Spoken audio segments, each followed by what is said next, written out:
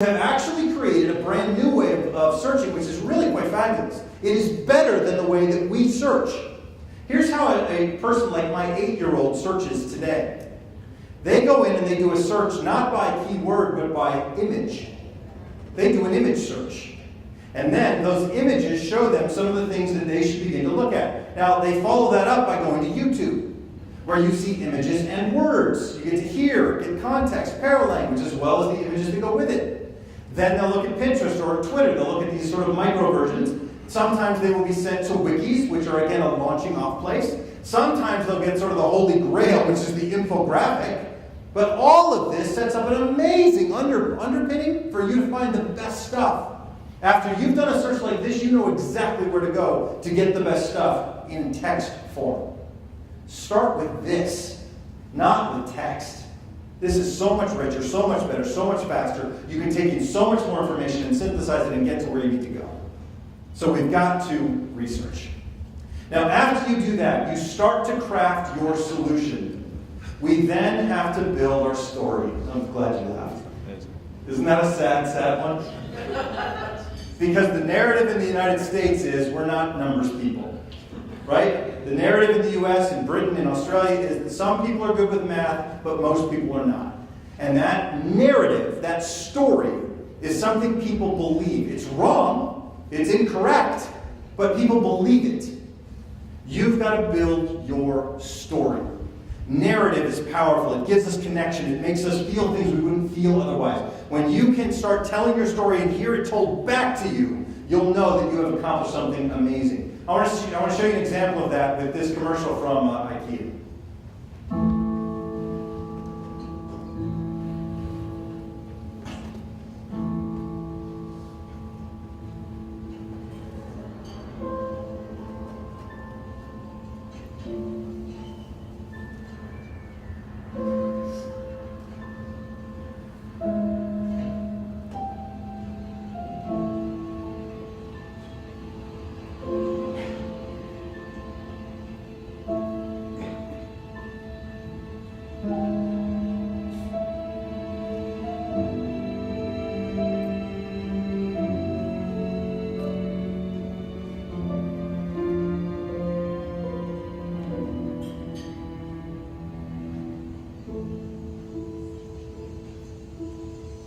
Any of you feel bad for this laugh? That is because you're crazy. It has no feelings. And the new one is much better. Did you feel badly for the laugh? How could you not? Right? That's the power of narrative. That's what story does. It connects you to things you would not otherwise be connected to. When you start telling your story about your innovation, then other people start to hear it. It starts to build some momentum, and then they start to tell it to others. And then eventually, again, when you hear it turn back to you, you're in a really, really good place. Now, after you start thinking about what that narrative looks like, think about the metaphors and the analogies you use with that. At St. Leo, I told you, we're building out this moment in time. So we asked the question, we said, look, if you built a home theater over time, you would have to build this home theater that had room for DVDs, that had room for VCR tapes possibly, that also leveraged some of the stuff that we have today, all these old machines. Well, we're not building that kind of home theater. We're building the home theater of today, from today's material. That's the story that we're telling. We're talking about it in terms of something that people can understand, and they're getting behind it. They say, yeah, if I were building a home theater today, I would need 3 pieces of equipment. It would have everything that I need. Boom. That's the kind of story that we're telling. Now, after you do that, you want to measure appropriately and effectively. In fact, I say, as you've probably heard, measure twice, cut once. So as you think about what that looks like, think about what we do measure today. Today we measure test scores, we measure grades, we measure GPA, and we take surveys. That's really what we do. That's how education measures just about everything. I would argue we don't measure the right stuff. We measure what's easy, not what's important. We should be measuring grit. We should be measuring people's perseverance and tenacity in terms of their ability to get through. Some fantastic work is coming out of the University of Pennsylvania. It's being dovetailed into Mindset by Carol Dweck. It's talking about how this is a predictive element to tell you if a student's going to be successful or not. We should be measuring grit. We should be measuring motivation, whether or not a person is actually intrinsically or extrinsically motivated. We can figure that out. We should be trying. We should be looking at what they search for, shouldn't we? Wouldn't you love to know what your students search for when they go to do an assignment you ask them for? We can capture that. We should take a look at their notes and see what kind of notes they're taking. We should digitize them so we can create a semantic cloud that says, hey, A students, here's how you take notes. Hey, D students, here's how you take notes. See the difference? We can do that today. We are building technologies that allow that to happen. That is how we should begin to measure. Measure what's important, not just what's easy. David Ogilvy said of surveys, and this is the godfather of marketing over in Britain for many, many years. He said this just before he passed away. People don't think how they feel, they don't say what they think, and they don't do what they say. In other words, he said, surveys are silly. Surveys don't really give us much.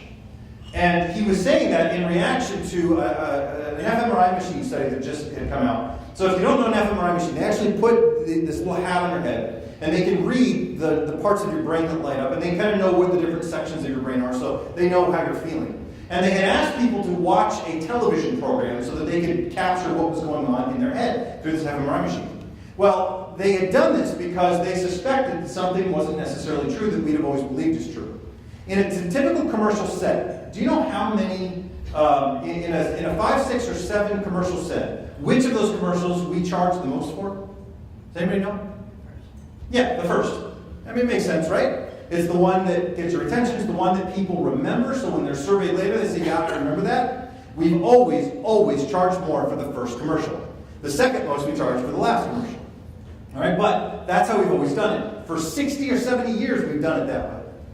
Then this study comes out where people are put in these fMRI machines, and we see they're watching the program. And you know what happens when they get to that first commercial? Their brain lights up just like you think it would. The center of the brain that lights up is the pain and anger and frustration center. We have been charging people over 70 years for the commercial that makes them the angriest. Your commercial's going to tick everybody off. Why don't you pay us some more money for that? That doesn't make any sense. Surveys are not nearly as powerful as behaviors. And at the same time, surveys aren't always reported right. These parents were given these pieces of information, and then they were asked to feed their kids. They said, now make breakfast for your kids. When they did that, they then said, all right, how many calories did you just give your child? And most parents said that they gave their kids 715 calories, when in reality, they gave their kids 1,355 calories. Why? Because a person does not measure by the cup, they measure by the bowl. They don't give people a cup of orange juice, they give them a glass of orange juice. And then they also found out they couldn't just do simple math with mini donuts, so that was a whole other issue. The second to last thing that we want to do then is we want to forget the problem. We want to relax. You've probably heard before that innovation often happens in strange places, like in the shower or things like that. The reason for that is because of abstract cognition. There's actually a place that is too loud and too soft for abstract cognition to take place. Abstract cognition can't really happen if the room is too quiet. If you've got 55 decibels or under, it's too quiet. The reason I put up 38 here is because that's the average classroom set. Most classrooms are at 38 decibels. That's one person talking. If you get above 80 or 85 decibels, it's too loud, too sharp, too much going on. If you want to find the most creative, the most innovative, the most collaborative spaces on your campus, if you want to find those classrooms, all you got to do is listen, because it's going to sound like a crowded coffee shop. And if you don't have a classroom that sounds like that, if you've got too few students, you can always augment it with an app like Coffitivity. And it will play the sounds of a coffee shop. You can do this at home, you can do this for yourself. It gets you in that state of mind of abstract cognition. But you forget about the problem, and then all of a sudden solutions come flooding in. Go out and look at some other things. Go read we've got a great website that has some really nice resources on it, and it will talk about some of the solutions that we have come up with.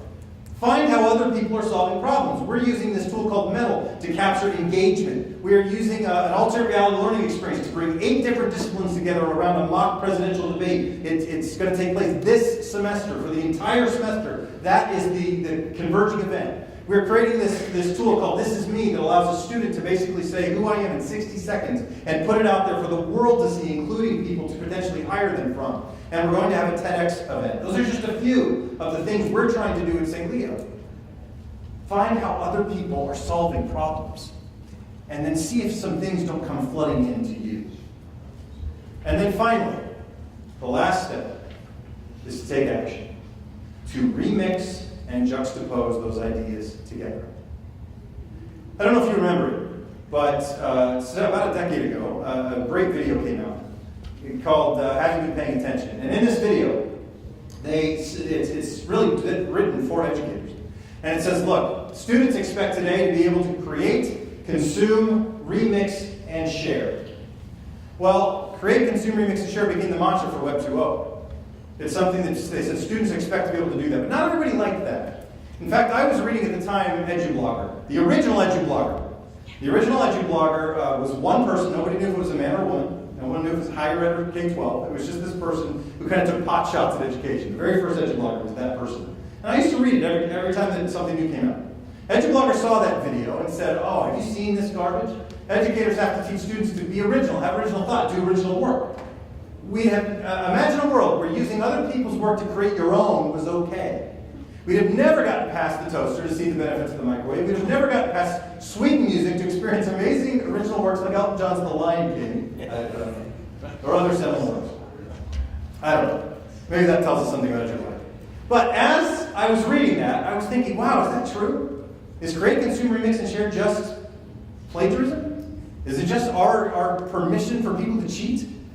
But as I'm doing it, I can't get the stupid Lion King song in my head. You know what I'm talking about? When something burrows in there like a tick and you're just like, I gotta stop thinking about it. So I actually grabbed my guitar. I thought, well, maybe if I play it, I can get it out of my system so I don't have to think about it anymore because it's driving me nuts. So I laid down the track for The Lion King. Okay? You recognize this? So The Lion King, if you remember, 1986, can you feel the love tonight? You guys remember that when it came out? 1986 that came out. So I'm playing it and I'm thinking, create, consume, mix, and share. Is that cheating? Is it plagiarism? And as I'm playing it, something weird happens. Something else jumps into my head that I was not expecting that took place after 1996. I heard this. Say tonight, fight the break of dawn, come tomorrow I'll be gone. And then I heard this. You're beautiful. Oh no, you're beautiful. And then I heard this. If I could, then I would. I'll go wherever you will go. And I thought, oh my gosh, they're right. They stole this from Elton John. All these singers stole this. They just put their own lyrics over the chorus and they called it a song. I couldn't believe it. And I was like, maybe EduBlogger is correct. In fact, if you look at this, Adele won a Grammy doing this. You remember that? It came out just a little bit ago when something like this. Never mind, I'll find someone like you. Remember? I wish not. Yeah, you remember. So anyway, and I was really upset. And I'm thinking, this is a problem. This is a big deal. Create, consume, remix, and share is just cheating. They're just stealing it. So I'm playing it, I'm like, can I think of more? Can I think of more? And then I heard something very strange. I was not expecting this at all. Elton John's The Lion King came out in 1996. As I'm playing, I suddenly heard this. Harry Truman, Doris Day, Red China, Johnny Ray, Pacific, Dr. Mitchell, Joe DiMaggio. Billy Joel wrote that in 1989! Elton John stole it from Billy Joel. And I was like, of course he did, because I like Billy Joel. I don't really like Elton John, so I was like, that's good. I like that. And I'm playing, and I'm like, wow, I can play We Didn't Start the Fire. Who knew I could play that? And I'm very excited. And then something else jumped into my head. I heard this. Wherever you go, whatever you do, I will be right here. Richard Marx sang that at my prom. No joke. He sang that song at my prom. And I thought, that can't be. I can't let Richard Marx have this song that has been stolen for now 20 years. I just can't do that. So I kept playing. I was like, I'll find something else. And sure enough, I think we're alone now. There doesn't seem to be. And I'm like, no, not Tiffany. Not Tiffany. No, that is not right. Not good. So I kept playing. And then I heard, we're not gonna take it. No, we're gonna. Twisted Sister! Dee Snider apparently has written a song that has been stolen over and over and over and over again and remixed, but I thought, that can't possibly be right. So by now, I'm really messing around. I get my iPad, I take my iPad, and I start playing around with iBand and put some stuff in. And you know what happens if you bring up one sound and bring down another, and you hear something kind of differently. So here's what happens when I put it in my iPad. Hear this. Hear that bass? Does that sound familiar to anybody? Because as I hear it, I hear, see the stone set in her eyes, see the thorn twist in her side. Yeah? Could Bono have written this song that has been stolen over and over again? He's single-handedly saving Africa. Maybe. Right? Maybe. But he didn't. This was not U2. You can go back a little before then, and you'll find out this band that came out of the Scandinavian area that made it both in Europe as well as in the United States with a very popular song that is still sung today. Maybe you actually know it. It goes something like this. Take on me. Do you know it? Oh, that was weak. Take me up. Go. There you go. I'll be gone. Hello. I have no idea. I have no idea what that guy said. My whole life, I have no idea. Anyway, no, it was not Aha that wrote that song. As much as I wanted it to be, it was not. Because you can go back a little before that, and you will find this wonderful band that sang, just a small town girl, living in a lonely world. Get your lighters. Yeah. Journey. They're from up here, right? You guys know Journey. Yeah, it could have been them. Steve Tyler, could he have written this song? No, it was Steve Perry. Sorry. No, it was not Journey. See, you can go back a little before that, and you'll find your market set and go now. Got a dream and we just... Laverne and Shirley. You guys know Laverne and Shirley, right? No, okay, it wasn't Laverne and Shirley. You can go back a little before that, just a little, and you'll find a band. Maybe you'll accept this. Find myself in times of trouble. Mother Mary comes to me. Yeah? Speaking... Oh, now you're singing. This is your song, right? This is your music? The 1970s. That work? Could the Beatles have written the most prolific song that has been stolen over and over and over again of all time? They could have. But they didn't. You can go back just a little before that. When the night has come. Little Benny King. And the land is dark. Yeah, little Stand By Me back in 1961. See, that's not even it. You can go back to the 50s, the 40s, the 30s. You can go back to Waltzing Matilda in the 20s. You can go back to the entire 1800s, the entire 1700s, and you still don't find the origin for the song. You have to go back to 1690, where you will find the Catholic churches of the time played this thing called the Romanesca. The Romanesca was 9 chords. And those 9 chords included these 4 chords you hear here. And they were stolen by a guy named Pachelbel, who wrote a song you're all familiar with if you've ever been to a wedding. It's Pachelbel's Canon in D. And it goes... da da da da da da da. That is create, consume, remix, and share over 3 centuries? That's pretty impressive, isn't it? When you hear me do that, I hope you realize that I think remix is right. Juxtaposition is right. But some of you may not be able to get past one other piece. You may be saying, wait a minute, I know that bit, I know that routine. I've heard that band in Australia, Axis of Awesome, do it. They're like the Weird Al Yankovic of Australia. I've heard them do it. You'd be right, they do this bit. Or some of you are saying, no, I don't know who that is. I know Rob Barboni, and he's the stand-up comic who does this all around the country. You're right, he does this. Others are saying, no, I've heard those 2 little children in China that grew up singing all these songs, singing these over and over again. And some are saying, no, but that British girl that did the same thing. You're all right. All these groups do this bit. That's not where I heard it. I heard it here in Denison Elementary School when I was in 3rd grade, when Mrs. Luckett used to teach us the songs of the 70s, like Glenn Campbell, using those 4 chords to try to get us to appreciate music. That led me to actually love music, believe it or not. I was a trumpet major when I started college, and I worked with the legendary jazz instructor Gene Aiken when I went to the University of Northern Colorado. We used to play those 4 chords and improvise over them until somebody would inevitably stumble into an actual song. Create, consume, remix, and share, I think is right. I'm going to finish with this quote because it's important. John Medina said in his book, Brain Rules, as I was writing Brain Rules, it hit me that if you want to design a learning environment that is directly opposed to what the brain is naturally good at doing, you would design something like a classroom. Learning innovation gets us out of that. learning innovation gives us something new to hold on to. I want to thank you so much for your time. I'd love to hear from you on Twitter. Send me an email. Thanks so much. Have a great rest of the conference.